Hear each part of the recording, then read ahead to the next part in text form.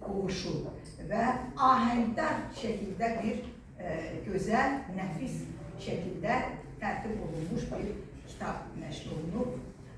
Дорогие гости, дорогие участники мероприятия, я вас всех приветствую.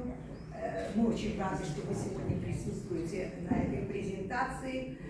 Книга «Орел пустыни», она посвящена двум темам. Это 80-летие победы в Великой Отечественной войне и 120-летний юбилей Михаила Александровича Шолохова.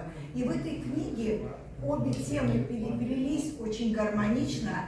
И полиграфия этой книги на высоком уровне, автором которой является публицист, политолог Рихан Мирзазаде.